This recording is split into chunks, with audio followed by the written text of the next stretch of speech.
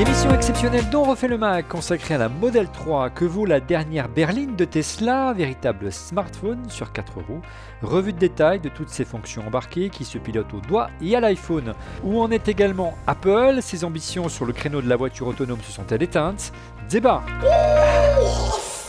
Le Mac. Bonjour à tous, vous regardez Refait le Mac alias ORLM, très heureux de vous retrouver non pas à 42 mais regardez devant la Tour Eiffel pour une émission spéciale de Refait le Mac consacrée à la toute dernière Tesla, la Model 3 qui va être faire l'objet d'une émission complète. On va parler également de l'arrivée d'Apple et des GAFA dans ce domaine, avec comme chroniqueur cette semaine à mes côtés, regardez, il va arriver et me rejoindre notre spécialiste des interfaces, designer, le Pininfarina de la tech, monsieur Jean-Louis Fréchin. Ça va Jean-Louis? Salut Olivier. Ça va bien?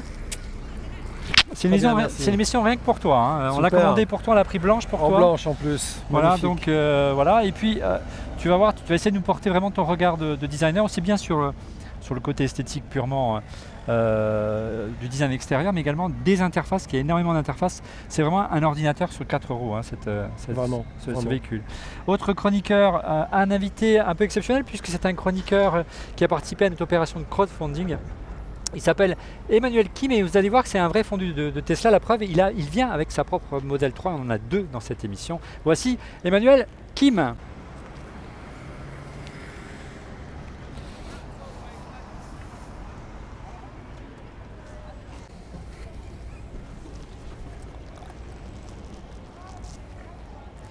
Salut Emmanuel. Bonjour. Ah, excuse-moi. Tout va bien. Tout va bien. On est entre nous, je te fais la bise, hein. On est comme à la maison. Merci d'avoir participé au crowdfunding de Refait le Mac. Pas de problème, c'était un plaisir. Quand on a discuté ensemble pour préparer cette émission, tu m'as dit moi j'aimerais parmi les émissions qu'on va faire participer à l'émission sur Tesla. Tout à fait. On avait prévu de faire une émission sur Tesla. Tu m'as dit je suis d'autant plus que j'ai acquis le dernier modèle, le Model 3 qui est là. Tout à fait. À l'époque, je l'avais juste réservé. Ouais, reste à côté de et moi. depuis, elle est arrivée. Voilà, donc on est raccord entre le modèle que nous presse Tesla pour la presse et ton modèle à toi. On va tout savoir sur le Model 3. Prêt pour le tour du propriétaire, messieurs?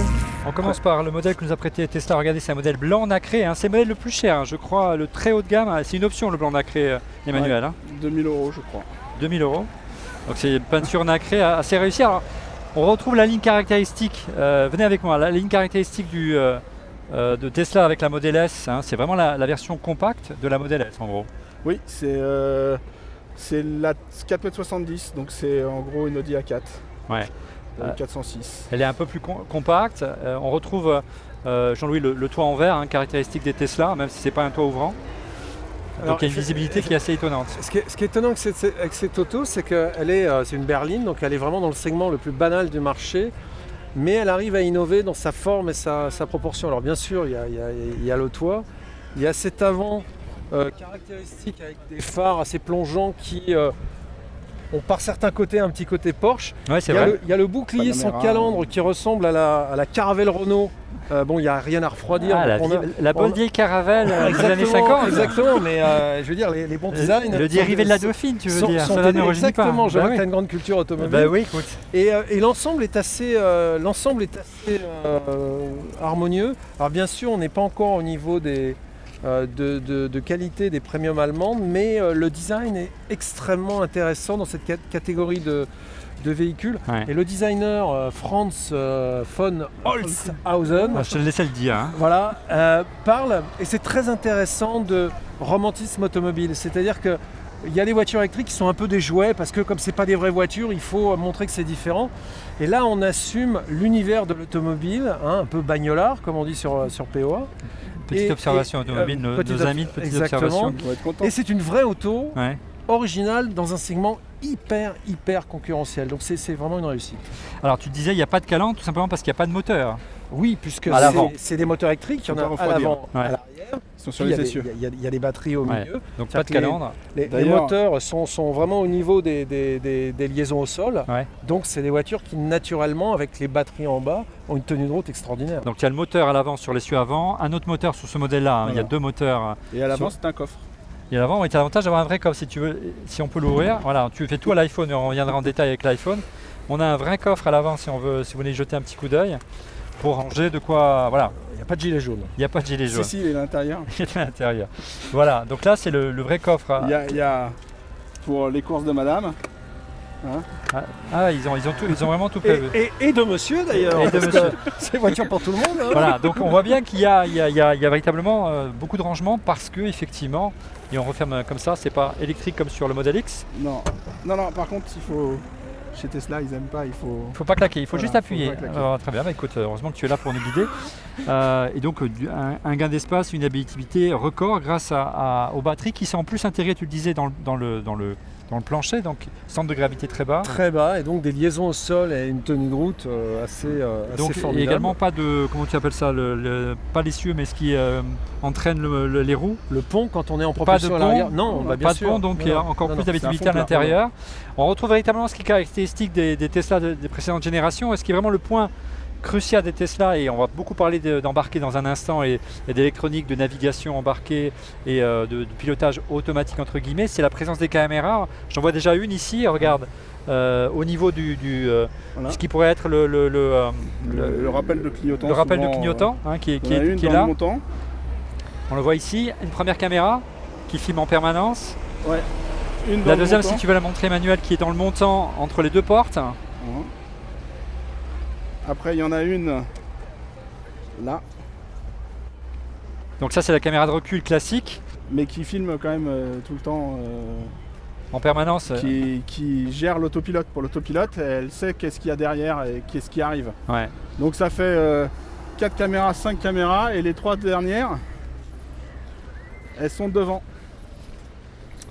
Elles sont là. Alors attends, on va arriver. Donc les 3 dernières caméras. Il y en a une centrale et 2 sur le côté. Et du coup, il paraît que la vision, la voiture a donc un peu de relief comme nous, quand on a 2 yeux, on fait le relief. Et là, c'est le capteur de.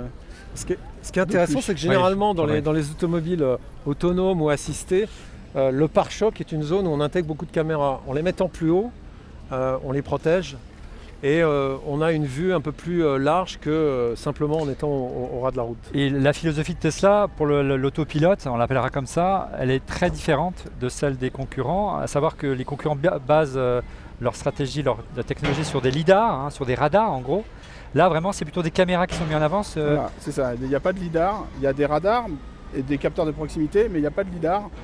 Elon Musk a dit il y a 3 ans, avec un lidar, on fait 95% de conduite autonome, on n'arrivera jamais à 100%. Et donc il a décidé de Il faut faire. savoir avec que la technologie Jean-Louis. des voitures autonomes, c'est essentiellement 2 choses. C'est les lidars, une technologie qui a été rachetée par Intel qui s'appelle Mobileye, qui est donc un ensemble de traitements de données et beaucoup d'acquisition de données. Là où Tesla est très fort, c'est dans l'acquisition de données.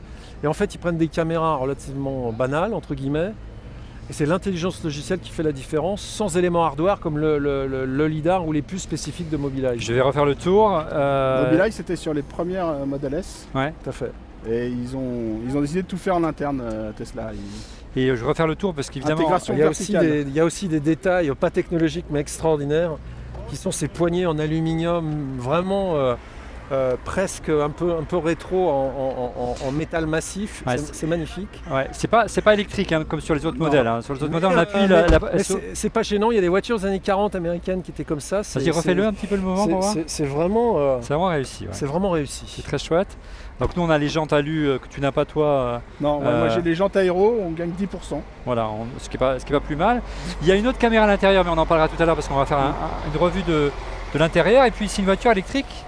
Et pour cela il faut la charger. Il y a une petite trappe magique pour Ouais, ça. alors on a plusieurs Emmanuel. méthodes, on va le faire par Tu vas faire l'appli. Tu vas faire le tour, voilà.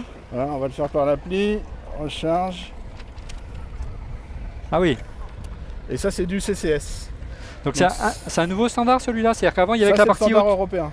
Il y avait que la partie haute auparavant, Voilà. c'est ça Ils avaient, ça c'est un type 2, c'est aussi standard, mais Tesla sur les modèles S et X avait modifié le standard, donc du coup les modèles S et X sont pas... donc ça c'est que le courant alternatif, et ça c'est la charge rapide continue. Donc ça c'est le système de Tesla. Et là, Non, là non, on peut non, penser ça, voir- c'est le- Maintenant sur celle-là c'est standard. Donc, Ça c'est Jean-Louis. la prise qu'on appelle Manneke, Ouais. type 2, type Ouais. 2. qui fait alternatif et continue parfois. Et ça c'est l'évolution Tesla. Voilà. D'accord. Le CCS. clé de la voiture électrique, c'est ça. Ouais. Imaginez les débuts de l'automobile, où quand vous arriviez pour acheter de l'essence, c'était un bidon, et la manière de le verser dans la voiture, c'était jamais pareil. C'était un peu compliqué. L'électrique ça a été comme ça. Aujourd'hui, grâce à la volonté européenne, les grands acteurs allemands qui ont aidé les Français à standardiser pour le type 2, il a fallu que les Allemands nous disent quoi faire. Parce qu'en France, on avait décidé que c'était le type C'était 3. autre chose, comme d'hab. Et Tesla, qui est un leader, qui a un peu hystérisé tout le monde, et les Japonais qui sont compatibles avec un adaptateur avec ça, avec un autre Shademo. modèle qui s'appelle Shademo, ça devient à peu près raisonnablement simple. Et pour le refermer, Ah bah, tout à l'iPhone. Ouais, c'est magique. Voilà, il y a on les peut petits- appuyer, hein, mais On retrouve quand même, c'est quand même old school. on retrouve des petits soucis comme ça de détails qu'on retrouve dans la tech et notamment dans Apple. Ça nous parle, nous qui sommes fans d'Apple. Jean-Louis, on retrouve comme ça ces petits soucis de détails qu'on voit rarement chez les constructeurs automobiles pour ce niveau de gamme en tout cas. Alors, c'est sûr que la dimension connectée de l'automobile, c'est-à-dire gérer des fonctions à partir du téléphone, c'est un niveau d'aboutissement quasiment inégalé, même si Mercedes ou BMW ou d'autres constructeurs ont connecté leur voiture à des applications. Chez Tesla, c'est à un niveau d'intégration et d'élégance dans l'usage assez réussi. Même si on aimerait pouvoir fermer la trappe à la main, On peut. hein, bon, parce On qu'à peut. un moment, il faut Mais- toujours des interactions multimodales. Il faut On va pas voir que On peut l'écran- l'ouvrir à la main. Bon, super. Voilà. On va voir que l'écran est vraiment Et- central. Mais en fait, Ouais. voilà, en fait, l'ouvrir à la main, il faut appuyer le bon. Donc c'est quand même plus simple de fermer la prise. Ouais. Bon, je devais devoir expliquer ça à mon père. Non mais c'est vrai que vous allez voir tout à l'heure lorsqu'on va partir quand même, on va pas rester juste au bord de la Tour Eiffel même si le cadre est magnifique. On va vraiment vous montrer les interfaces de manière détaillée avec Emmanuel qui la connaît par cœur. Mais vous verrez que l'interface et les écrans sont centrales dans cette voiture. Il n'y a pas une myriade de boutons. Tout se fait via des interfaces graphiques. C'est vraiment un ordinateur sur 4 roues. Quand je vous disais que ça va très loin la manière dont on pilote la Tesla avec l'iPhone, hein, il y a carrément une application qui permet de la télécommander. On commence quand même par des fonctions de base. Déjà, on peut, comme tu as déjà pas mal de modèles du marché, notamment sur les premium allemandes, déclencher le chauffage ou la climatisation à Voilà, distance. tout à fait. Donc là, je mets la climatisation, je l'allume, elle était éteinte. Et donc, 22,5. Et quand Je me notre dis que 21, caméraman c'est pas mal. montera tout à l'heure, Il aura 21 degrés dans l'habitacle. qu'est-ce que tu peux faire? Tu peux piloter par exemple l'ouverture du coffre avant ou Je arrière. peux piloter l'ouverture du coffre avant et arrière. Donc on va le faire avec la tienne. Donc là effectivement, J'ai ouvert le coffre. tu as ouvert le coffre effectivement. Alors sur les autres modèles, Par contre, la fermeture est manuelle. oui bon, allez, on va pas l'en vouloir. Donc ça va très loin dans l'intégration. Et vraiment le pilotage va jusqu'à piloter la voiture à distance Tout à avec fait. l'iPhone en Wi-Fi. Là, je vais les faire reculer un peu la voiture. Ça fait reculer la voiture, allons-y. Typiquement le scénario, c'est vous êtes dans un parking, on vous a bloqué à gauche et à droite. On peut la reculer d'un mètre ou l'avancer d'un mètre pour pouvoir rentrer à l'intérieur, c'est ça. Voilà, hop. Et là, elle se met en route. Elle se met en route là, et tu peux la faire avancer de quelques Voilà. mètres à vitesse réduite. Voilà. Et je peux l'arrêter à tout moment. Et tu peux la faire reculer par exemple. Tout à fait. Là, le siège se met en mode de marche. Ouais. Et recule. Et par exemple, si je me mets devant, elle va s'arrêter toute Ouais, seule. tout à fait. Bah, elle s'est arrêtée tout à l'heure pour le monsieur. Hein. Ouais. Et là maintenant, c'est moi. Donc c'est assez. On peut pas écraser sa femme avec. Donc voilà pour le côté démo. Donc c'est une voiture qui a un positionnement assez particulier sur le marché. Elle est un peu seule sur le marché aujourd'hui cette voiture. Ah, oui, en fait, la promesse, c'est 35 000 $. Ouais. On n'y est pas encore. On est à 42 000 € aujourd'hui, le modèle de base, bonus déduit. Ouais. Donc, c'est 42 600 € précisément. Voilà. C'est-à-dire que la version d'entrée de gamme qui devait arriver vraiment light, avec finalement n'est pas sortie en Europe. Et au-delà, aux États-Unis, elle n'est plus disponible sur le Si, site. en fait, on peut, même celle qui est à 42 600 aujourd'hui, si on téléphone, Ouais, voilà, on il faut peut avoir téléphoner, la mais elle n'est version- plus sur le site. voilà, on ne Ouais. peut pas la commander en ligne. Il faut téléphoner et donc se faire upgrader par un commercial talentueux Ouais. sur la version du dessus. C'est quand même 42 000 € quand même. Voilà. Voilà, c'est loin d'être une. On disait que c'était la classe. Bon, malgré tout, ils en vendent des milliers. Oui, non, j'entends bien, mais c'est pas encore la Tesla pour tous, on est Non, bien d'accord. non. Bah, de toute façon, Mais la Tesla pour tous, Audi, BMW, Mercedes, c'est pas des voitures pour tous. Tesla a vocation à quand même être sur le segment supérieur du marché. Ouais. La France a une expertise, il faut le souligner quand même. Renault, lui, a fait la voiture électrique pour tous. Avec la Zoé. Là, avec la Zoé, qui a une formidable auto accessible. La Tesla, c'est quand même une autre gamme d'automobiles avec des prestations différentes, donc il faut aussi rester raisonnable. Ouais, il y a la Leaf aussi de Nissan qui est un peu plus grosse, la Leaf 2 qui vient de sortir. Tout à fait. Il y a Hyundai. Par contre, la Leaf bien configurée, les 42 000 €, on les dépasse. On les dépasse presque. Ouais. Donc, il y a Hyundai aussi qui prépare la Kune 64, j'ai vu ça. La Kona. Iniro, la Niro et la Kona. la C'est Honda a présenté une voiture urbaine au design vraiment intéressant dans la grande lignée de la Civic, qui est vraiment une auto intéressante. Mais ce qui est amusant, c'est que c'est des annonces de ces véhicules-là. C'est-à-dire que la Honda. Kona, Elle était à Milan, la Honda, elle est Ouais, par exemple, Volkswagen a annoncé un modèle à moins de 20 000 €, mais c'est en 2020-2021. D'ici là, on peut penser que le coût de la Tesla va baisser d'autant, quoi. Tesla n'est pas là pour Je suis pas sûr que Tesla ait vocation à baisser son prix. pour faire patienter les retards de Volkswagen. 42 000 € la version de base, 53 000 € la version grande autonomie, et celle-ci, la version blanche que j'ai devant, 62 800 €. De base, hein, sans autopilote. Sans autopilote, ouais. Et Non, ils sans ont la plus- couleur blanche. De quoi tu parles là? Là, ça c'est le prix de base sans option. Si on rajoute autopilote, 8 000 €. D'accord. L'autopilote n'est pas de série Non. désormais. Si maintenant l'autopilote met pas le full self-driving. En fait, C'est quoi la différence alors? Alors l'autopilote qui est en deux On va découvrir séries, tout à l'heure. c'est maintien de ligne, maintien de vitesse. On conduit, enfin on n'est pas obligé, enfin il faut toucher le volant, mais Voilà. la voiture conduit toute seule dans sa ligne. Et prends les virages. Elle prend les virages. Full self-driving, elle change de fil. Donc c'est une version plus évoluée. Voilà. Mais c'est une mise à jour à chaque fois, donc on peut faire la mise à jour par la suite, hein. C'est aussi Oui, une sauf caractéristique de Sauf cette que voiture. Tesla est assez malin, c'est que le prix de l'option quand on commande la voiture n'est pas le même prix qu'une fois qu'on l'a. Oui, pour inciter à consommer. Il y a une voiture moi, que j'aime beaucoup, Jean-Louis, qui a été annoncée au salon de Genève il n'y a pas très longtemps, c'est la future Peugeot i208 qui a fait un vrai carton en termes de buzz. Pas autant que Tesla, mais il y a beaucoup de précommandes. 50 kWh en termes de batterie, donc c'est presque équivalent au modèle entrée de gamme Ça, c'est ouais, au modèle voilà, modèle 3 standard. Et surtout, elle doit être facturée entre 30 et 35 000 €. Mais ça reste encore très élevé le prix de Oui, la voiture alors c'est électrique, très élevé. Ce qui est intéressant dans la nouvelle de 108, c'est que la voiture atmosphérique et la voiture électrique sont exactement la même. Donc Ouais. les amoureux de Peugeot ne sont pas dépaysés. Au niveau des commandes, des précommandes, c'est le modèle électrique qui est en tête, ce qui veut dire, on dit les Français sont parfois un peu conservateurs. C'est pas le cas. Et cette auto a un tableau de bord en 3D. Ils ont pris le head-up display du pare-brise et ils l'ont inversé pour le mettre à l'intérieur avec un effet tout à fait intéressant. Peugeot est assez fort en cockpit innovant. Ouais, on l'a déjà vu C'est sur vraiment, leur SUV. vraiment intéressant parce qu'ils sont en train de créer une dynamique de marché. Et c'est une marque française, donc on peut aussi s'en féliciter. Ça fait toujours plaisir. Ouais. Et pour revenir à Tesla, donc elle a été annoncée en 2016, en mars Ouais. 2016, c'est presque 3 ans jour pour jour. 3 ans, ouais, quasiment. Elle a créé un buzz phénoménal, une attente phénoménale. Il y a eu de grandes difficultés de production. Et 500 000 précommandes, Ouais, ce qui est colossal. oui, pour une Et- marque comme Tesla. Oui. Pour une marque automobile tout court. Hein. Ouais, Je c'est crois vrai. que Et, vois ce niveau donc, tarif-là. mais ça y est, là je crois qu'on est à 8000 par semaine de production. Production. Ça montre que on peut produire de belles voitures, on peut produire de beaux concepts, mais l'industrialisation, ça demande des années de pratique, hein. Et Alors, c'est moi, tout c'est un de mes dadas. Hein. Je me rappelle, il y a 10 ans, il y a 5 ans, et on a peut-être parlé, on refait le Mac, j'en ai parlé avec plein de gens.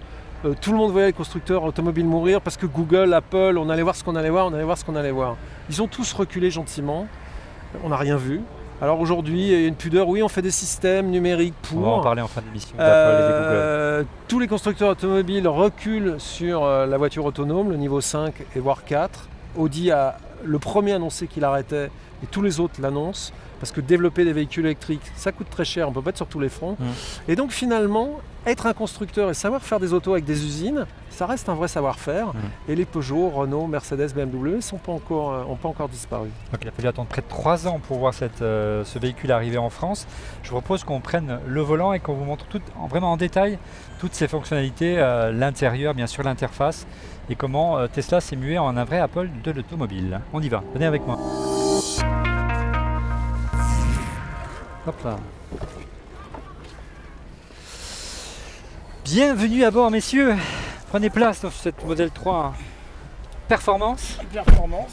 Hein, on va mettre les ceintures, sinon ça va sonner de tous les côtés. Et puis la sécurité d'abord, hein. Y compris sur R, on refait le Mac. Et c'est vrai que ce qui surprend pour cette voiture, c'est Tu as qu'il de y la a... place derrière? Oui, c'est bien. plus confortable. Non, mais c'est sinon je pourrais avancer. Le test du genou, comme sur Automoto, tu sais. Non, c'est vrai que le fait qu'il n'y ait Quand pas tu fais de... ça. T'as beaucoup de place parce qu'ils ont reculé pas mal le siège arrière et il n'y a pas de clé. Hein. La clé, C'est... Ah, il y a une carte. Il y a- Moi j'ai une carte. C'est...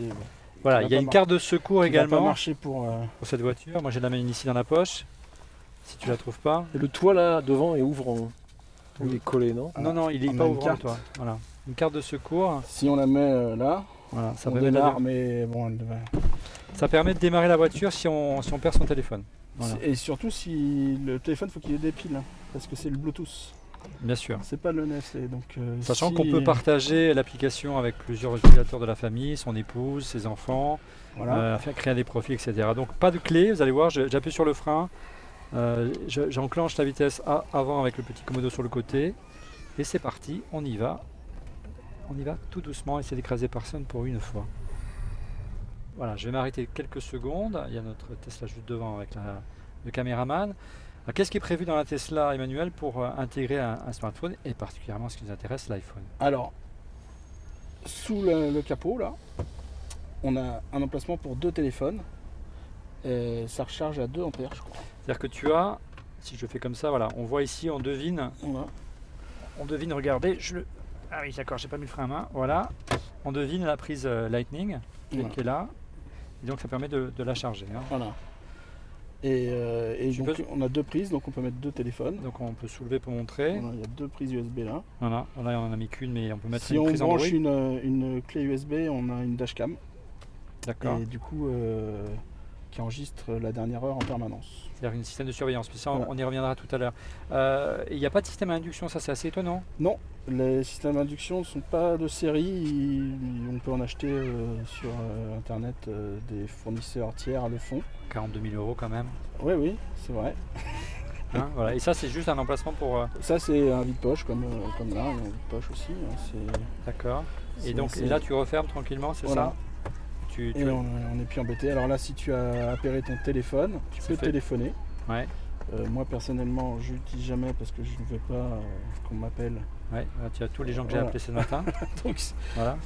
donc tu as sans fil, enfin, comme parotte dans le temps. Hein, Un Bluetooth, oui. Un Bluetooth. Et puis et surtout, tu tu as la musique de ton téléphone. Alors, par contre, la première chose qui est frappant, c'est qu'on n'a pas AirPlay, quoi.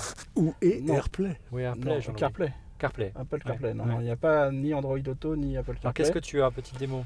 Alors, par contre, dans la voiture, Je mets en route comme ça et on y va.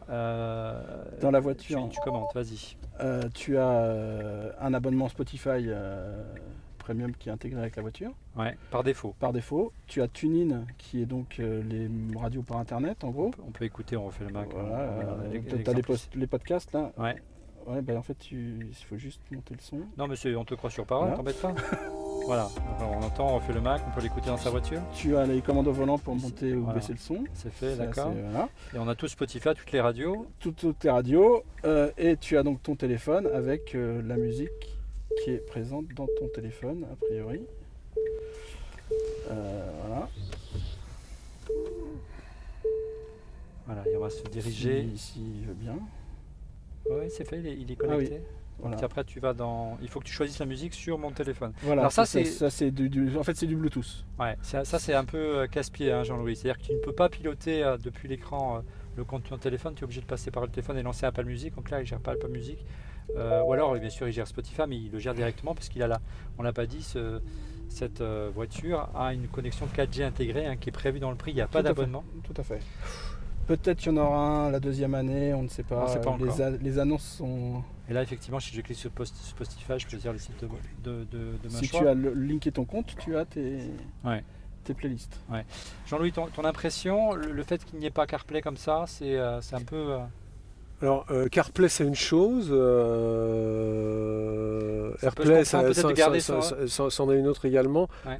On a un peu l'impression d'un combat entre géants. Apple ne veut pas faire de cadeaux et Tesla se braque sur ses positions pour des bêtises. Mais Aujourd'hui, c'est quasiment un standard. Ne pas l'avoir, c'est vraiment dommage, quoi. Ouais. Tu as vu le système d'intégration de l'iPhone? C'est vrai que c'est un problème quand on arrive dans une voiture ou poser son téléphone.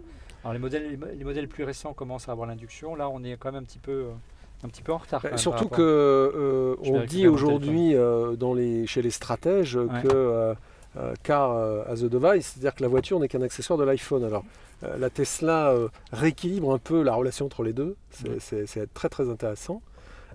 Mais on attend quand même un niveau de connectivité à peu près dans les standards du marché. Là, on est un peu en retrait. C'est étonnant, c'est incompréhensible. En termes d'intégration, c'est un peu effectivement la déception. Et effectivement, vous voyez bien, la tablette chez Tesla, elle a changé de sens. Elle est en mode paysage, n'est plus en mode portrait comme auparavant, hein, quand on avait fait l'émission l'année dernière sur la modèle X.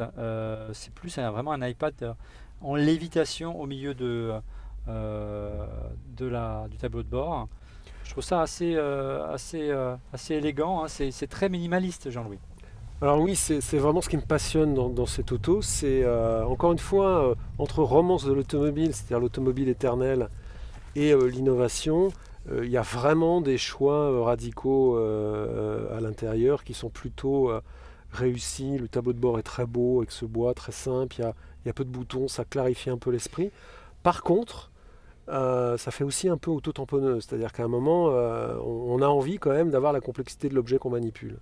C'est-à-dire que si on veut vraiment activer une fonction, il faut passer avant tout par la tablette tactile. Ensuite, La seule fonction par défaut, en gros, c'est Le warning c'est SOS. le Ouais, warning parce et que le SOS qui est obligatoire. C'est des questions de sécurité Ouais. de base, tu peux Ouais. rien faire. Et puis les clignotants, les commodos qui sont quand même bien pratiques.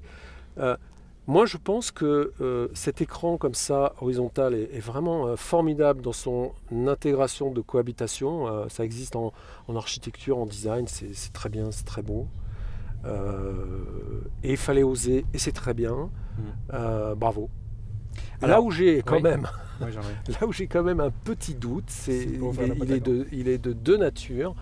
Le premier, c'est que le bouton n'est l'ennemi que chez les adolescents, mais dans l'automobile, c'est bien pratique en termes d'interface physique rapide.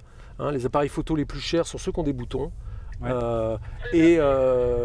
Cliquer 2 ou 3 fois pour faire quelque chose, c'est dommage. Ça, c'est le premier point. Interface. Sur le second point, je trouve que la qualité graphique de l'ensemble, elle est pleine de bonnes idées, mais que la perception générale est relativement pauvre vu la surface par rapport à la qualité de l'auto.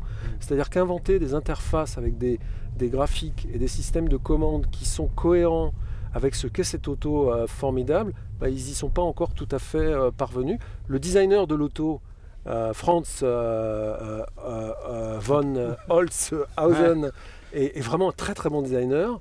Malheureusement, il ne s'intéresse pas assez à la partie des interfaces. C'est souvent des domaines réservés, non, chez les designers. Bah, Le design extérieur, on ouais, s'occupe pas du design intérieur, c'est des anciens de compagnies de téléphone. C'est Oui, pas on le voit. forcément.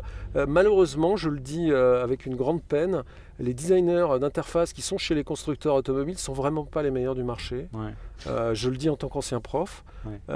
Et donc, on a, à part peut-être Peugeot, où il y a vraiment des choses intéressantes, et Polestar, on en parlera. Ouais, Polestar, le concurrent, le futur concurrent Bon, de Mercedes Tesla. ou Honda, ça progresse quand même un peu. Bon, souvent, c'est quand même assez faiblard. C'est pour ça que tu parlais avec enthousiasme tout à l'heure de l'i208, enfin de la 208. avec oui, son- alors oui, vraiment, Avec parce son qu'il système, y a une cohérence sur notamment les travaux sur le tableau de bord. Mais Gilles Vidal est un designer qui a vraiment une version designer de Peugeot. complète du produit automobile. Effectivement. Allez, on va continuer. C'est vrai que je te trouve un petit peu sévère. Moi, j'aime beaucoup, moi, je trouve. Mais bon, je suis pas. Je suis vraiment. J'ai pas ton niveau d'expertise en matière d'interface. Moi, j'aime bien. Je trouve que c'est pas très loin c'est vrai que c'est un mix entre Android et iOS. Je trouve ça assez élégant. Ils ont quand même fait beaucoup de progrès par rapport à l'interface de la Model X, que je trouvais assez confuse, assez compliquée. En plus, elle était dans l'autre sens. Mais tu as raison. Par exemple, ne fût-ce que pour ouvrir La bataille. la boîte à gants. Voilà. Il Deux boutons. faut deux boutons. Un, voilà. Ouais. Ou la pauvreté de l'écran de consommation, qui est l'écran principal. Ouais. d'une auto électrique. On a un graphiste de financier qui regarde l'état sismique de la planète.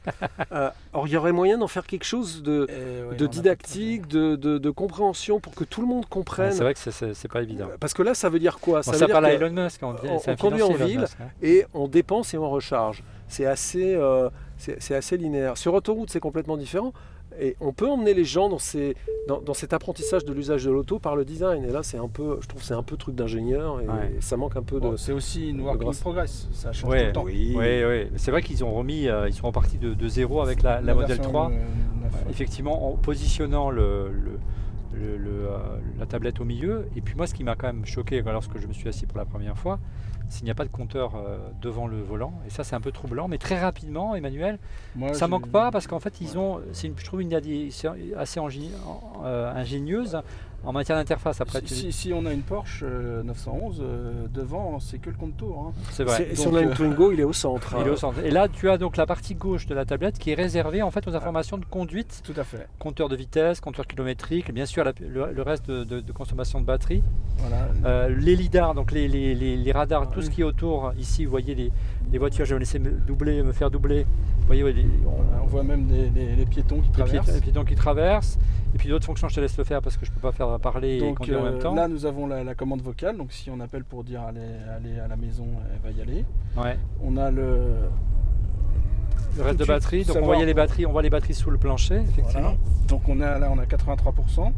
Donc, autant dire que. C'est vrai, là, je suis d'accord avec toi en voyant ça, Jean-Louis. On est plus dans les menus d'un iPad. C'est pour ça peut-être que j'aime bien que dans les menus d'une culture. Moi, j'ai l'impression qu'on est un peu dans le mode d'emploi du concessionnaire, mais pas d'un utilisateur. C'est-à-dire que qu'est-ce que ça amène à mes parents de voir l'emplacement des batteries et de ce qui reste dedans. Alors, ça permet de faire comprendre l'organisation du véhicule. Donc, comme tout est caché, ça peut être intéressant.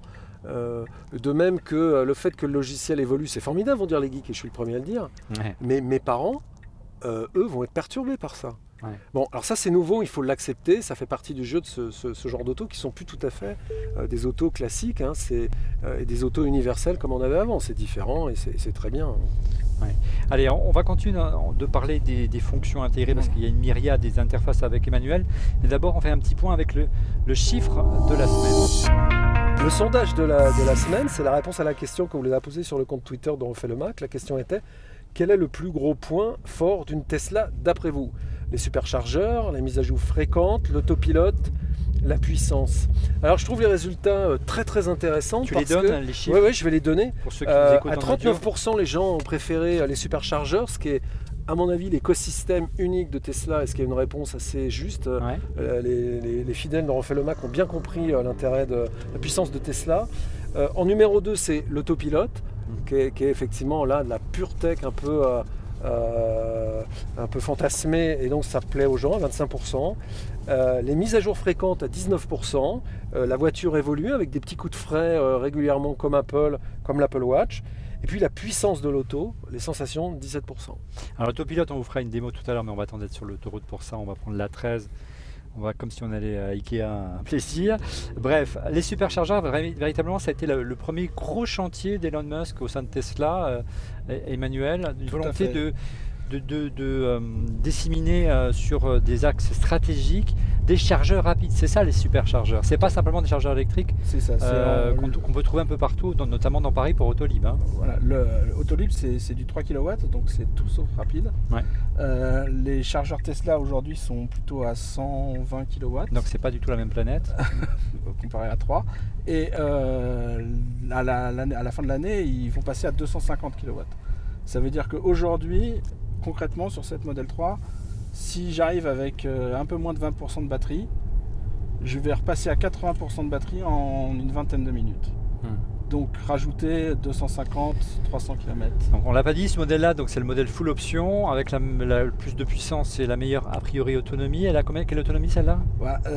La meilleure c'est la mienne, hein, c'est celle qui est derrière. C'est celle qui nous filme derrière. Parce qu'elle est moins puissante, donc elle va plus loin. Ouais. Donc celle-là, on est en réel à 450 km d'autonomie. C'est-à-dire qu'on verra tout à l'heure lorsque tu nous feras une démo du GPS, parce qu'il n'y a pas Waze. Moi je trouve que ça c'est un peu dommage, mais on en reparlera tout à l'heure. on verra qu'elle te donnera les distances en fonction des superchargeurs pour que tu puisses Tout à faire fait. le plein d'énergie. Exactement. Si là je lui demande d'aller à Marseille, elle va me faire une petite. Attends, tu peux peut-être le dire à la voix, non? Moi je Non. suis assez. Puis on Allez, allons-y. conduit. On va descendre dans la cité phocéenne. Voilà.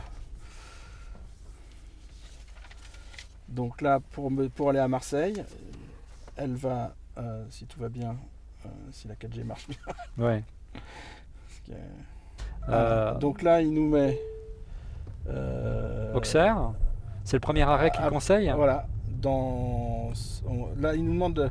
Alors, ça, c'est le planificateur par défaut. par Tesla. Il y a un site web qui s'appelle betterrouteplanner.com Ouais. qui, en fonction des caractéristiques de la voiture, va vraiment beaucoup mieux adapter Le trajet. temps de recharge. Parce que là, il nous dit qu'il faut qu'on s'arrête 1 heure à Auxerre, Ouais. après 1 heure à Vienne, et c'est tout. Voilà. Donc il nous met quand même 2 heures de recharge. Alors qu'on n'a pas besoin de recharger à 100% Alors que à moi, chaque je fois. suis allé beaucoup plus loin que Marseille il y a 15 jours, Ouais. et que je me suis arrêté moins de 2 heures. Voilà. C'est ça qu'il faut apprendre on se dire, Ouais. voilà, mesurer, pas besoin de charger à bloc, mais c'est quand même assez pratique. C'est-à-dire que là, on arrive à 38% à Auxerre, donc on va pas être à fond du superchargeur. Hmm. Si le problème, c'est que celui d'après Auxerre, c'est Beaune, et là, malheureusement, avec la batterie qu'on a aujourd'hui et ce modèle-là, on peut pas aller à Beaune. D'accord. Donc on est obligé de S'arrêter s'arrêter à avant. Auxerre. Et voilà. Alors ce réseau de superchargeurs, c'est assez unique sur le marché aujourd'hui chez les constructeurs. Il est unique, unique. Personne ne l'a fait. Si, enfin, il y a Renault. Faut quand même Renault qui est avec la Zoé et enfin le groupe Renault. Dans toutes les Renault, on a des recharges pour les Zoé, pour les Leaf, tout ça. Ça marche. Oui, mais à la maison. C'est-à-dire qu'on Non, l'installe non. dans le parking. Non, dans les garages Renault. Ah, dans les Le garages. problème, c'est que c'est pendant les heures d'ouverture du garage Renault. Ah oui, Donc, d'accord. Et Renault, comme c'est un constructeur français, Ouais, j'en ai. en France, toutes les communes qui sont équipées d'une borne de recharge ont pris une borne au standard de la Zoé. voilà, 22 Donc, kilowatts. si vous allez au fin fond C'est bon à savoir, du ça. Vexin, très joli, il y a une borne de recharge sur la place du village. Elle est plutôt faite pour les Zoé que pour d'autres types d'automobiles. Donc là, C'est-à-dire 22 20 triphasés. 22 kilowatts. ouais, 22 et kilowatts. c'est pour ça qu'on a vu lors du CES, et c'est amusant comme aujourd'hui les constructeurs automobiles sont autant présents dans les salons de l'électronique. Une des annonces de Volkswagen, c'était de dire on va créer notre propre réseau. Et comme ils sont très en retard et c'est pas évident de créer un réseau de supercharge ou même de chargeurs disséminés un peu partout sur le territoire, leur idée c'est de créer des chargeurs, mais en fait c'est des batteries mobiles en fait, en fonction des transhumances, en fonction des saisons. Si beaucoup de gens descendent dans le sud ou beaucoup de gens remontent, on déploie des chargeurs où on en a besoin. C'est plutôt bien vu, Jean-Louis. On revient au concept un petit peu d'adaptation à la demande, un peu comme on recharge les vélos Uber et les trottinettes LIM, c'est-à-dire sans infrastructure, soit en déplaçant les batteries, soit en amenant de l'énergie disponible là où on en a besoin, ce qui est effectivement plus rapide. Et j'ai un ami qui travaille chez un grand électricien européen qui dit nous on ne croit plus au réseau de recharge et aux infrastructures, notamment urbaines ou territoriales, à cause de ces capacités de grande mobilité de déplacer de l'énergie pour la donner à des gens qui en ont besoin. Donc ça change un peu l'organisation des points relais en fait. Ouais, parce qu'il faut quand même dire qu'en fait, quand on a une voiture électrique, il faut quand même, si on peut la recharger chez soi, c'est quand même l'avantage, c'est que tous les matins, la voiture elle est pleine. Ouais, on Donc peut aussi là, la recharger chez soi, mais Du coup, non mais les superchargeurs, c'est que quand on voyage, c'est donc pas, enfin personne. c'est pour faire des longues distances. Voilà, c'est ça. Parce que la voiture électrique, généralement, lorsqu'on nous la présente ou pour l'acheter, notamment chez Renault, on le présente plutôt pour des circuits urbains, pas pour faire partir en vacances avec. Parce que je crois que 90% des trajets, usages. c'est 35 km. Ouais, oui, c'est vrai. Ouais. Donc là, on parle des 10%. Ouais. Et sinon, il y a Volkswagen, Mercedes, BMW et peut-être encore un qui ont fait le réseau Ionity, qui est la réseau de superchargeurs commun qui se lance. Là, bon, il y en a que 3 en France pour l'instant, mais bon, le maillage, a priori, à terme, devrait être équivalent au superchargeur de Tesla. Dans le sondage, il y avait le deuxième aspect, c'était l'un des aspects qui était mis en avant dans le sondage, c'est les mises à jour fréquentes. C'est vraiment un smartphone sur 4 roues, encore une fois. Les mises à jour, c'est continu. Voilà. Le fait qu'il y ait une ligne 4G intégrée. C'est celle-là, par exemple. Alors ça, c'est les ça c'est les easter eggs, on en parlera plus tard. Ouais. Ça, là, on est en version 9, 2019 8.5. Moi, je suis qu'en 8.3. Je n'ai pas encore eu la même mise à jour. Ouais. Je suis en avance sur toi. Oui, c'est parce que moi, je peux pas. Je n'ai pas encore mis le Wi-Fi dans ma cave. D'accord. Donc. Alors que moi, j'ai le Wi-Fi partout. Non, mais en fait, la voiture, elle aime bien se mettre à jour la nuit, quand elle sait qu'on va pas s'en servir. Et elle préfère télécharger en Wi-Fi qu'en LTE parce que en 4G, c'est Tesla qui paye, alors qu'en Wi-Fi, c'est nous. Ouais. Et concrètement, donc il y a des mises à jour fréquentes et qui ajoutent des fonctionnalités assez étonnantes. Par exemple, là, le service de presse de Tesla m'expliquait quand j'ai récupéré la voiture hier que la dernière mise à jour permettait d'augmenter, par exemple, la vitesse de pointe. Oui, 5%. 5% de vitesse en plus pour tout le monde, juste avec une mise à jour logicielle. Il n'y a pas beaucoup de voitures sur le marché qui peuvent le faire, parce que généralement, quand on sort de la concession, déjà le GPS il n'est pas à jour. Et c'est pour ça que Apple CarPlay et Android Auto marchent, parce qu'au moins le téléphone lui il est à jour. Bien sûr. Donc là effectivement la dernière mise à jour, 5% de puissance en plus, mode sentinelle et le mode chien. Voilà, mais le mode chien on y reviendra tout à l'heure. Une magnifique Mercedes de collection qui est devant. Qui va maintenant, on va la laisser passer, voilà. Honneur à donc là, on est sur le périph', on peut lancer l'autopilote. Ouais, on va attendre sur l'autoroute. J'ai signé avec mon sang qu'on le ferait uniquement sur l'autoroute, donc on va attendre. Ah bon, même sur le périph', il voulait pas ? Ils n'étaient pas très chauds. Alors que pour le coup, le périph', cette capacité à avoir des mises à jour, c'est vraiment formidable pour les concepteurs de produits. Ouais. Mettre à jour une auto qu'on a sortie sur le marché, soit c'est des rappels, enfin c'était très contraignant. Et pour les concepteurs et la relation entre les concepteurs et les utilisateurs, je me tiens le volant.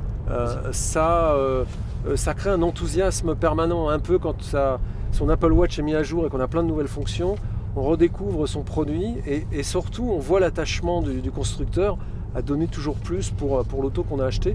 Ça met de la confiance et le lien il est permanent avec l'entreprise, il n'est pas simplement au moment de l'acte d'achat. Ça c'est vraiment extrêmement nouveau, c'est très important dans les voitures électriques. On est toujours en relation avec le constructeur, simplement par le biais des mises à jour. Alors avant de faire la démo du pilotage automatique, dirons-nous, un mot sur la puissance. Aujourd'hui c'est l'une des marques qui propose les batteries les plus puissantes aujourd'hui, Emmanuel. Les plus puissantes en capacité, oui, mais surtout, là dans cette voiture il y a 75 kWh à peu près, mais elle est surtout très efficace en fait, parce que ça fait quand même 1,8 tonne de rien. Le bébé là. Ouais, c'est puissant. Donc c'est quand même pas tout à fait léger. On a réussi à casser une GoPro qui s'est arrachée sur le toit parce qu'on a juste appuyé un petit peu. Un peu fort sur le champignon pour se faire plaisir. Donc là, ce modèle-là, c'est le 0 à 100 en 3 secondes 4, 3 secondes 3. Ouais. C'est des supercars à plusieurs centaines de milliers d'euros, il n'y arrive pas. Alors ça y est, on est sur l'autoroute là, on est bien d'accord. On va faire une petite démo du mode copilote. Alors j'ai poussé mes fiches pour pas que ça vous distrait. Voilà, parce que j'ai besoin quand même de notes pour faire cette émission. Alors en fait c'est le Komodo qui est là. Voilà, donc une fois vers le bas, on est en mode cruise, c'est-à-dire c'est le mode qu'on a fixé, c'est-à-dire 70 km/h par défaut ici, vous voyez. Voilà, donc c'est la limite de vitesse. Avec la molette ou descendre. Ça comme la plupart des voitures. Mais là j'ai toujours le contrôle, je tourne à gauche ou à droite. Et là si je fais 2 fois. Voilà. Et là, il faut garder sa main sur le volant, ils le mettent, ils le disent. Voilà. Mais ça y est, c'est elle qui conduit. C'est-à-dire que là, elle conduit et c'est elle qui décide ce qu'elle doit faire. Voilà. Donc on suit la vitesse de limite. Donc là, elle est en train de prendre le virage tout seul, regardez. Oui, elle va j'ai lâché le volant quelques secondes pour vous montrer. On va peut-être le refaire mieux à la sortie du tunnel, vous le verrez mieux. Mais là, on va aller jusqu'au bout en autopilote. On va la laisser faire. Oui, c'est clair. Je vais pouvoir regarder mes fiches, c'est ça que tu veux dire. Exactement. Ça va être formidable. Donc on va rester à 70 km/h, comme ça un peu de distance. Et effectivement, elle détecte les voitures devant, donc elle ralentit en cas de problème. Et on peut changer de fil, c'est ça ? Voilà, si tu mets le clignotant. Ah, attention, regardez à gauche, je vais mettre le clignotant. Mais là, elle ne va pas le faire parce qu'il y a une voiture. Il y a une voiture, effectivement, on la voit ici. Quelle voiture ? Et quelle voiture ? BMW ? Non, tu veux dire la Mercedes devant ? Bah oui. Voilà, là, mets ton clignotant. Voilà, là. Je lâche le volant, regardez, est-ce qu'elle va y aller ? Exercer une résistance sur le volant, parce qu'en fait là il croit que tu voles, voilà. Donc Donc là, il a annulé. D'accord. Il a cru que Alors, tu n'avais pas le... Voilà, là, il dit qu'il y a une voiture, donc il va pas le faire, mais laisse faire. Peut-être qu'après, quand changement de voie annulé, ouais. voilà, donc il faut... Bon, là, on est dans un virage, donc c'est un peu compliqué. non, puis surtout... Je vais le faire juste et après. là, pour le coup, la version américaine de l'autopilote actuelle, là, il a été désactivé. Voilà. La version, elle est bien meilleure. Et là, elle aurait t'as donné un coup de volant, il a cru que tu voulais reprendre la main. Alors, je comprends pas le système de résistance. C'est Alors, quoi, résistance, en fait, c'est juste que il faut que, si tu veux, je sais pas si on doit le dire à l'antenne, mais si on veut contourner l'autopilote, il suffit de mettre un poids sur le volant pour que le volant sente qu'il y a donc quelqu'un. je serre fort en clair le volant, c'est ça? Plutôt ta main vers le bas. D'accord. Tu vois, comme ça. Ouais, j'exerce un poids. Donc voilà, on va voir. Alors là, dès qu'il va, alors on va attendre. Mais là, on n'est plus en autopilote. Hein. Non, je sais, je suis pas autopilote, mais ça sert à rien puisqu'on est quand même dans une voie assez étroite. Donc on va attendre d'être.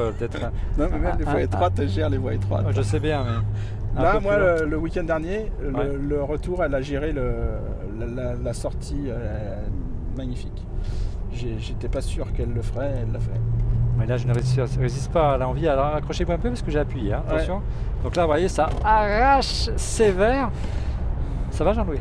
Très bien. Ah, j'ai rattrapé la voiture qui était devant moi. Voilà. En quelques... Pour la qualité des images, ça va. Ce sera voilà. 2 époques automobiles. Ouais, c'est clair.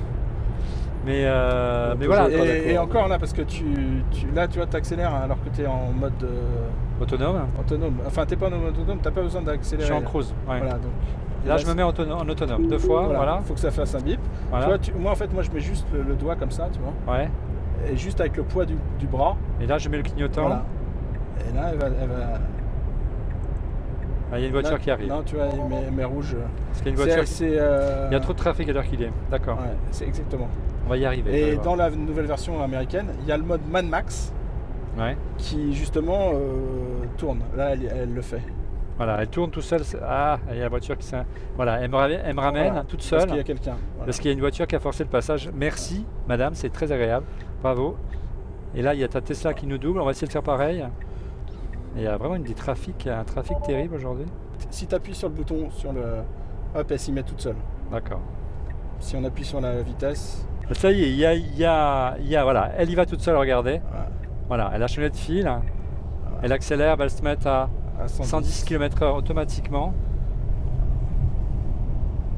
Et on va garder le mode autonome et on va retrouver le cours normal de cette émission. Je garde la main quand même dessus. Ce qui n'est pas toujours évident. Et c'est bien, ça freine tout seul. Pour voir la 280 SE était prête d'y aller. Alors revenons à l'interface Emmanuel. Si tu veux par défaut, il y a quoi? Il n'y a pas une grille d'application comme sur un iPad par exemple? Alors il y a une grille d'application mais qui est limitée au navigateur web. D'accord, il n'y a pas de... Ils sont gentils, c'est ça, ils nous ont mis l'application Apple Mac par défaut. À l'agenda, si tu as autorisé ton agenda, tu as ton agenda. Donc si tu avais mis tes rendez-vous avec tes adresses, on pourrait juste en cliquant y aller directement. Voilà. Donc pour l'instant, l'application caméra, l'application chargement, voilà. Donc c'est très pauvre pour l'instant, mais a priori, ça va s'ouvrir. Dans une prochaine mise à jour, on pourra regarder des vidéos quand on est au superchargeur à l'arrêt et en Wi-Fi, parce qu'aujourd'hui on n'a que le mode. Je ne sais pas si ça marche en roulant. Non, je pense pas. Mais on sait pas. Non, on peut pas. Le mode. Il ne fonctionne pas. Donc en clair, tu peux lire la plupart des sites, mais tu n'auras pas les vidéos afférentes. Ça peut se comprendre. Mais à l'arrêt, on aurait pu s'attendre à pouvoir se regarder un petit film pendant la recharge. Ça va arriver. En fait, aujourd'hui, je pense que c'est juste un problème de coût. C'est que il a quand même 200 000 utilisateurs. Il offre la connexion Internet dans le marché. Et il n'a pas envie d'avoir 200 000 gars qui regardent YouTube en même temps. Ça va lui coûter cher en bande passante. Voilà. Alors là, on a l'interface du GPS. Voilà, c'est assez fluide quand même, regarde. Ah, c'est très très fluide par rapport à n'importe quel... Là, on est vraiment au niveau d'un iPad, là, Jean-Louis. Regarde, sur le modèle l'année dernière, souviens-toi, c'était pas aussi fluide. Hein. Oui, tout à fait, mais c'est logique. Bon, c'est pas du Retina, ça reste un. Mais enfin, la finition est quand même remarquable. Hein, regarde. Oui, c'est vraiment très bien fait. Hein, on n'a pas dit c'est du bois, du vrai bois qui est là, c'est pas du plastique. Pour l'instant, ils sont dans une démarche de fonctionnalité additionnelle plutôt que d'applications développées par d'autres. Ouais. Tous les constructeurs qui ont essayé de développer des applications, de faire développer des applications par des partenaires, le modèle de l'App Store, sont un peu cassés les dents. Hein. Renault a essayé, ça n'a pas très bien marché. Ouais. Parrot a essayé quand dans ses autoradios, il y avait quelques offres, mais finalement pas tant que ça. C'est compliqué. Donc autant maîtriser ce qu'on veut mettre dedans, passer des accords et faire des nouvelles fonctions, comme le fait très bien aujourd'hui Tesla en fait. Ouais. Et encore une fois, on comprend pourquoi les Google et Apple se positionnent pour essayer justement d'être les systèmes par défaut embarqués dans ces voitures. Hein. Depuis le temps qu'on entend parler, il va falloir qu'ils se positionnent vite parce que ça avance quand même radicalement ces derniers temps. Ouais, Volkswagen a refait complètement son environnement informatique automobile, grosso modo l'infotainment et le bus scan. C'était les premiers à avoir fait un système homogène pour ces gammes électriques. Mercedes, BMW et le groupe Volkswagen ont acheté HERE pour les cartes. Enfin, grosso modo, tout le monde s'organise. Donc, Apple a l'habitude d'arriver le dernier avec la meilleure solution, mais c'est un monde complexe, l'automobile. Et Tesla, d'ailleurs, l'a découvert dans sa chair. Hein. Elon Musk disait c'est plus facile de faire des fusées que de fabriquer des automobiles. Oui, parce que les automobiles, il faut les produire à des milliers, centaines de milliers d'exemplaires. Hein. Exactement. On est bien d'accord. Alors, on va se remettre en mode autonome. Il y a 90 km/h pour respecter. En fait, il suffit juste d'appuyer là. Ah bah voilà, 2 fois, et voilà. Alors il y a devant, j'ai une Porsche Cayenne, est-ce qu'elle va me couper la route? On va laisser faire l'autopilote, voilà, il freine tout seul, c'est remarquable. Il est assez... C'est vraiment remarquable. Alors, est-ce que tu peux faire une petite démo des Easter Games? Alors, il y a des Easter eggs, tout à fait. Pardon, voilà. L'année dernière, on avait un mode assez rigolo avec la Tesla X qui permettait de faire carrément danser la voiture. Nous avons un plantage en live, le truc redémarre. Alors, tu es en autopilote, il est toujours actif. Et j'ai planté le système, donc j'ai planté ma Tesla, bravo Emmanuel. Mais c'est pas grave parce qu'elle va rebooter toute seule. Donc là on est plus proche de Windows que du Mac. En fait, ça arrive dans les Airbus, hein, il y a 2-3 reboots par vol, mais il y a des systèmes redondants. Là, le fait que ça continue à marcher, là on voit le logo, il redémarre. Bien, non, mais ça veut dire que c'est quand même fiable. Ouais, on voit le logo qui apparaît. La redondance et la sécurité est prévue, c'est pas dramatique, c'est pas gênant du tout. Hein, voilà. Et l'autopilote est toujours, je le mets à 110, il va à 110 tout seul. Donc les Easter eggs. Alors qu'est-ce que tu as de rigolo? Donc là nous avons je suis désolé mais je suis obligé. Qu'est-ce que c'est? Le coussin péteur. Ah ouais, en plus il est localisé, c'est-à-dire là tu l'as. C'est Jean-Louis. Voilà, sympathique. Voilà, c'est le coussin péteur à 44 000 € quand même. Ah oui, effectivement. La génération du son appréciera. D'accord. Nous avons donc en roulant il y a le mode Père Noël. Alors qu'est-ce que c'est? D'accord, la voiture se transforme en traîneau. Avec la musique qui va avec.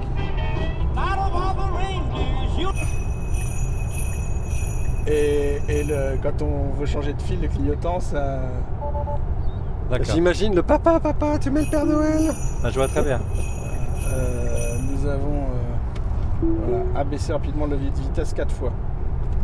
Qu'est-ce que ça fait? Même en roulant?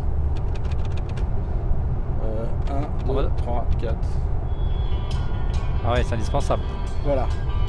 Et là, on est toujours en mode autonome activé, vous voyez, elle vient de ralentir. Ça marche quand même. On sent l'influence un peu californienne sous chimie expérimentale. Ouais, c'est la Silicon Valley. Ça parle, en tout cas, aux premiers employés d'Apple et à l'origine de la création d'Apple. La marijuana et le LSD coulaient à flot du côté de Cupertino. Ça a bien changé depuis. Est-ce que c'est un bien? La question se pose. Ensuite, nous avons... qu'est-ce que c'est donc? Nous sommes sur Mars. Donc ça y est, Elon Musk nous prépare déjà... C'est prévu. Voilà. Je peux plus couper le son par contre. Voilà, donc ça c'est la future fusée qui ira sur Mars, c'est ça. Et moi le mode que j'aime bien, c'est celui au coin du feu. Le coin du feu, a priori, on ne peut pas le faire quand on roule. Voilà, donc en clair, là, si vous avez un rendez-vous galant, plutôt que le coup de la panne, vous allumez le coin du feu, vous verrez, et vous avez même le bruit Le bruit de la la celui-là, bûche j'ai jamais fait, et des je sais pas ce que crépitements. c'est. Ah, c'est pour dessiner. indispensable. Voilà. On refait le Mac. Ouais, on vous croit sur mesure. Donc on a essayé de résumer à la fois l'interface et le mode de pilotage automatique. Aujourd'hui, messieurs, c'est Tesla qui est le plus en pointe en matière d'assistance au pilotage. Justement par rapport à ce qu'on a dit en amont de l'émission, le fait qu'il y ait des caméras et pas simplement un radar, un lidar. Et puis surtout qu'elle laisse prendre la main à peu près n'importe où, ce que les autres constructeurs ne font pas. Aux États-Unis, il y a Cadillac, ça marche que sur les autoroutes qui sont cartographiées, que sur telle portion parce qu'ils ont le GPS, ils ont tout. Là, on peut mettre l'autopilote à peu près n'importe où, la voiture la laisse faire.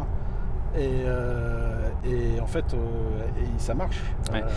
N'empêche, tu me disais en préparant cette émission, Emmanuel, qu'en revanche, le système est moins développé qu'aux États-Unis. Il y a moins de oui, tout à fait. Aux fonctionnalités. États-Unis, en termes d'autopilote, ils ont au moins 2 versions d'avance. Ouais. Et en Europe, il n'est pas déployé pour des raisons législatives, pas pour des raisons réglementaires. Pas pour, C'est-à-dire que tu peux changer d'autoroute en clair. Voilà. Et ça gère les changements d'autoroute. Ouais. Ça gère les dépassements sans confirmation. Ouais. C'est elle qui décide de dépasser quand ça va pas assez vite devant. Alors que là, c'est toi qui dois lui dire, en mettant le clignotant, que tu as envie de dépasser. Donc là, dans la version américaine actuelle, elle est déjà beaucoup plus avancée. Et a priori, elle va l'être encore un peu plus parce que Elon Musk, vendredi, prévoit une présentation pour les investisseurs. Ouais, vendredi, de donc Tesla. quand on sera en ligne. Ouais. Voilà, donc sur le hardware du autopilote numéro 3, qui a priori est déjà dans les voitures, donc peut-être on a déjà le hardware numéro 3, on ne sait pas. Et du coup, pour, je pense, mettre passer au niveau supérieur en termes d'autopilote aux États-Unis. A priori, l'Europe, c'est annoncé que bientôt on aura le droit de changer d'autoroute et de changer de fil, tout ça, ça devrait arriver. Le problème pour l'Europe et la France en particulier, Jean-Louis, c'est que la techno va un peu trop vite par rapport à la législation en clair. Alors il y a plusieurs problèmes. Le premier, c'est que les routes européennes ne sont pas les routes américaines. Ouais. Les lignes droites, on en a quelques-unes, mais pas tant que ça. Et les centres urbains anciens européens sont quand même compliqués pour les véhicules autonomes. Il y avait des développements très avancés chez les constructeurs européens, bien que effectivement Tesla soit vraiment en pointe là-dessus, jusqu'à des niveaux 4, voire du 5. Les niveaux c'est 1, 2, 3, 4, 5. Mais il semblerait que Audi, dans un premier temps, et puis tous les autres très récemment, ont annoncé ralentir sur le développement du véhicule autonome, maintenir des aides de niveau 2, c'est-à-dire main sur le volant, etc. Comme j'ai là, Et que, compte tenu du changement de métier des constructeurs automobiles europééens pour aller vers l'électrique, ils ne puissent pas tenir tous les investissements et que éduquer le marché, si je peux parler ainsi, à l'électrique, c'est suffisamment preneur de temps, de technologie et d'argent pour repousser un peu le véhicule autonome complètement. Dernier point, ça c'est une question que je pose souvent à tout le monde, c'est le désir profond de véhicules totalement autonomes. Alors ça fait rigoler parce que c'est un fantasme d'être dans un robot qui marche. Plus du tout, on lit son journal, on boit son mais café. Il n'y a pas forcément d'appétence du marché, en tout cas du marché européen, pour un véhicule full autonome. Il y a eu des études, je l'avais un peu pressenti, et dans les faits, c'est plus mesuré, parce qu'il y a l'inquiétude liée au changement de motorisation avant, qu'il faut gérer correctement.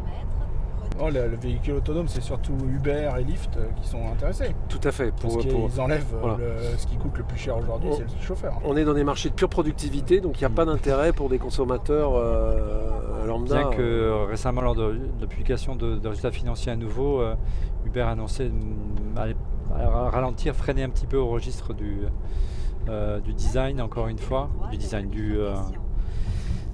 véhicule autonome. On sait qu'il y a eu un grave accident l'année dernière, souvenez-vous, et qu'apparemment l'investissement est très important et qu'ils aient un peu de mal à suivre.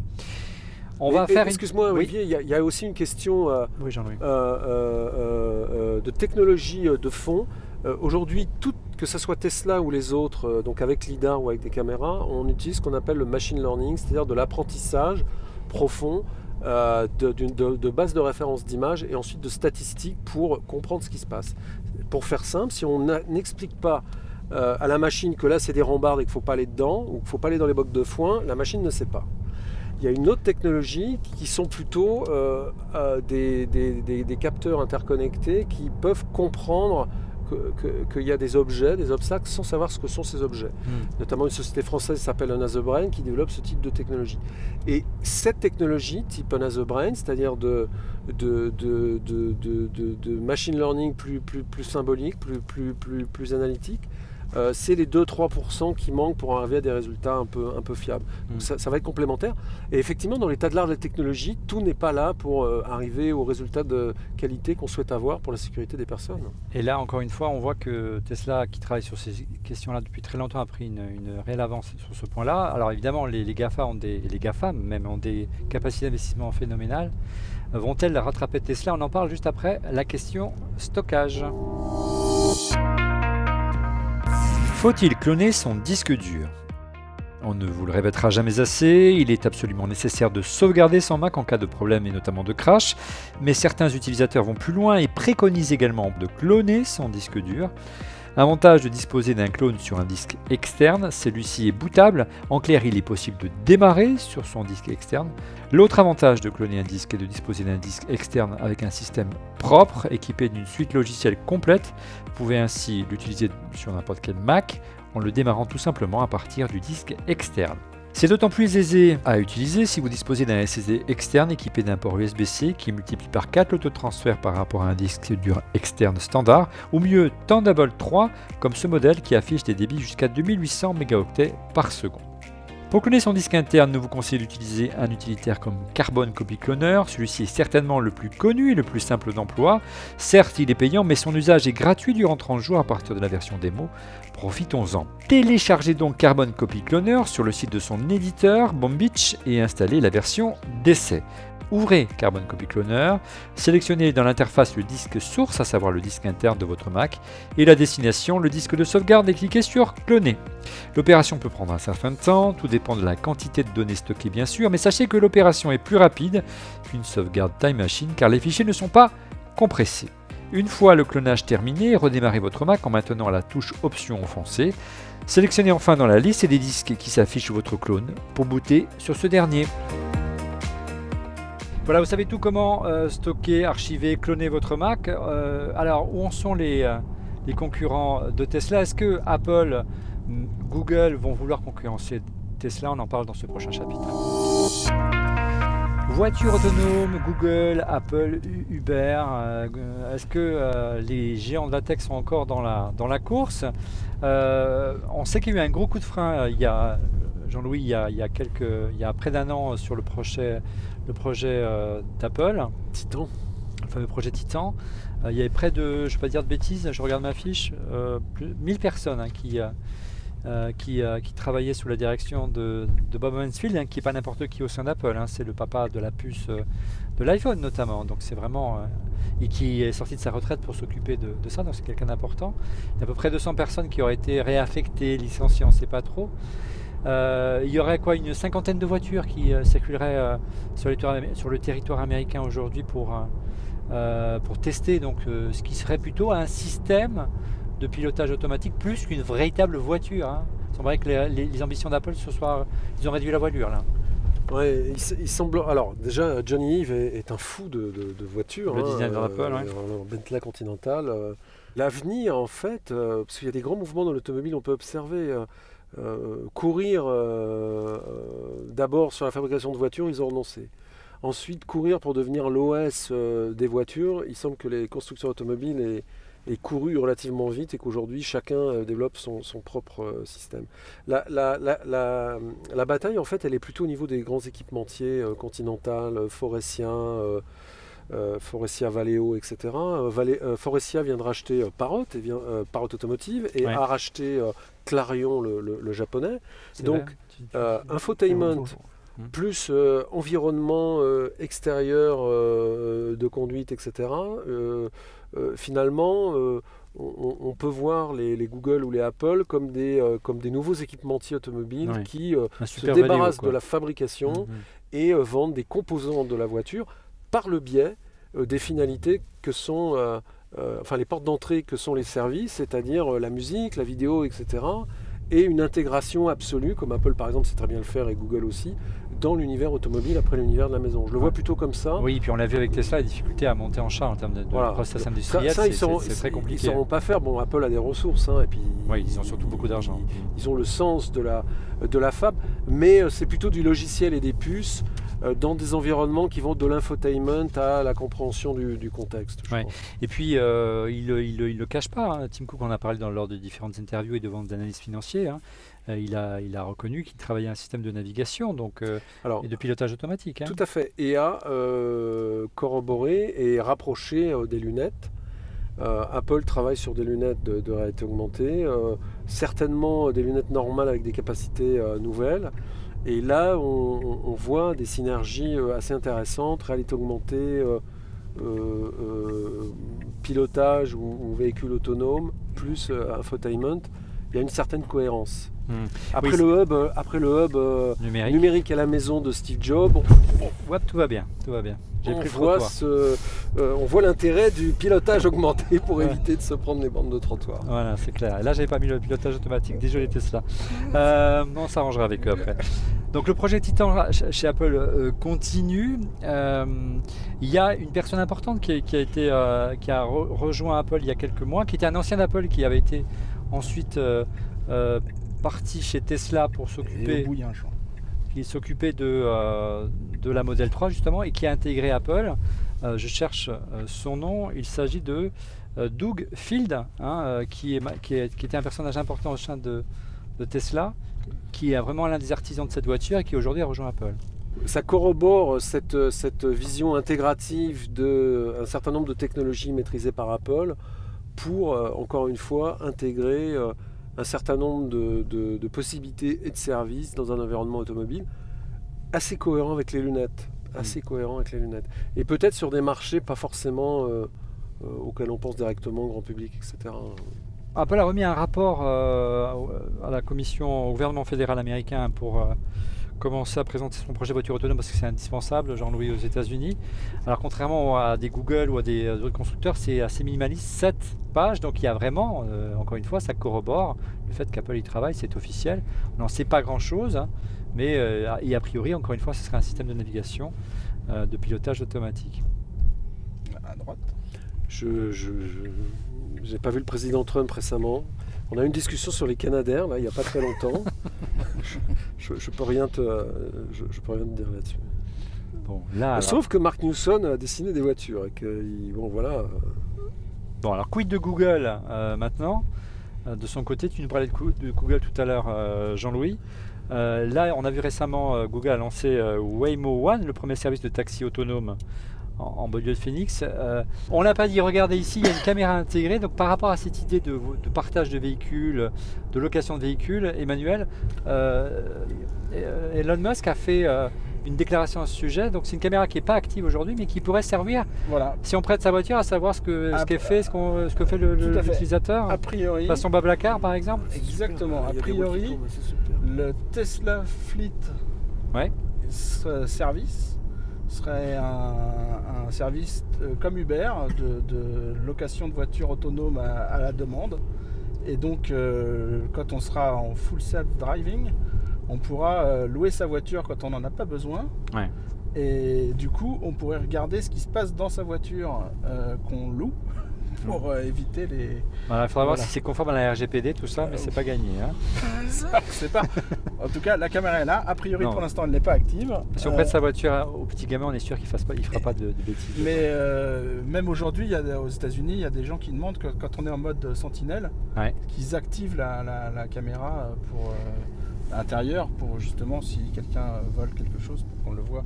Donc vous l'aurez compris qu'Apple n'a pas dit son dernier mot, que Google n'a pas dit son dernier mot, mais serait plutôt dans l'embarqué. On va voir s'ils vont réussir à s'imposer comme le système d'exploitation, en gros, Jean-Louis, des futurs grands constructeurs automobiles. Et les constructeurs tentent de résister de leur côté en s'unissant, mais c'est difficile, ça demande vraiment des investissements colossaux. On a reçu pas mal de questions Twitter, donc on passe à vos questions Twitter.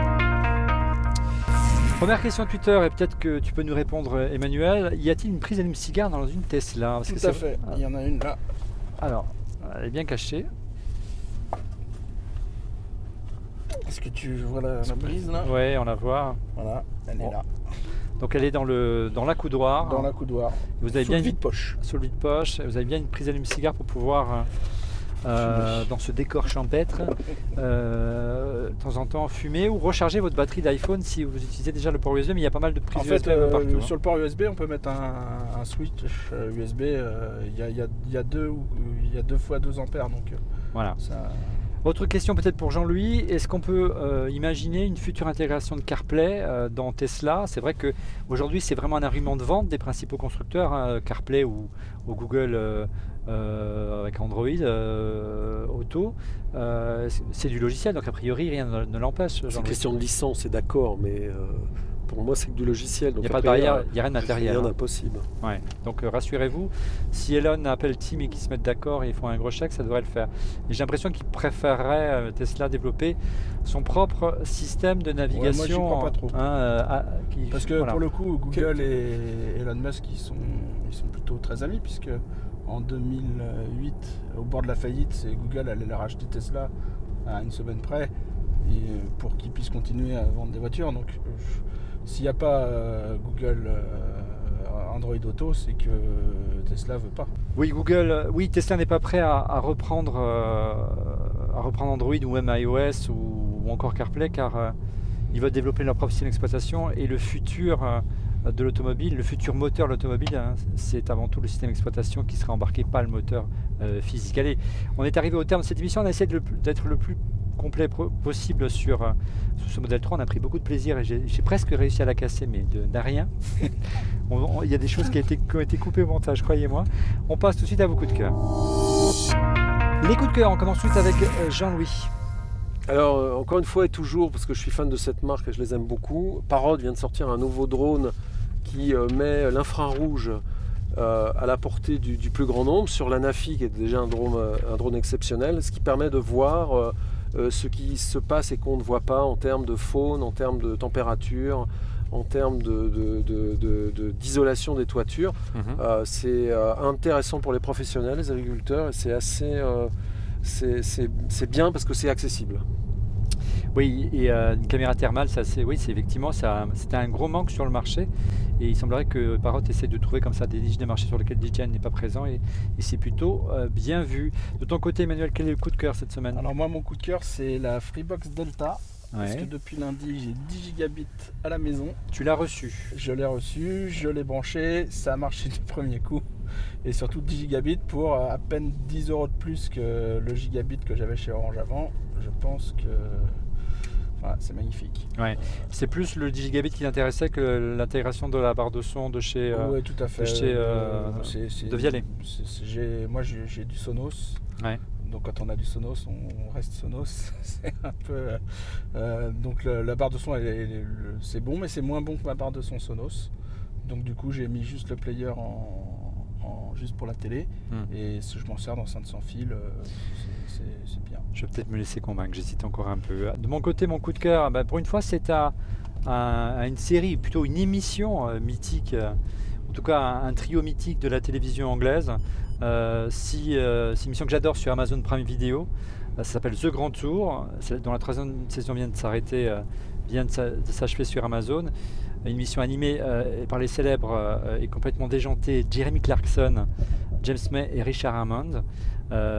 C'était aussi les historiques de Top Gear en Angleterre, une émission mythique également. Ils ont annoncé à la surprise générale qu'ils arrêtaient la série, l'émission s'arrête et va continuer sous une autre forme de documentaire, mais moi j'ai pas pu m'empêcher de verser une petite larme. Regardez le dernier épisode, il est vraiment très émouvant, que de moyens, 17 années merveilleuses qu'on a vécues à leur côté. Je voulais vraiment les remercier de ces 17 belles années, et j'ai passé je rêverais de pouvoir avoir autant de moyens pour réaliser une mission grand public tech avec un tel esprit déjanté, qui sait peut-être un jour. Voilà, c'est la fin de ce 331e épisode ou 32e épisode de Refait le Mac. Merci de l'avoir suivi. J'espère que vous avez pas eu trop peur avec moi au volant, messieurs. Non, ça va. Bon, on reviendrait pour un gala d'essai, c'est bien passé, Emmanuel. Pas de problème. Quant à nous, on se retrouve dès la semaine prochaine. Et puis n'oubliez pas de vous abonner et à cliquer sur le petit pouce. Au revoir. Au revoir.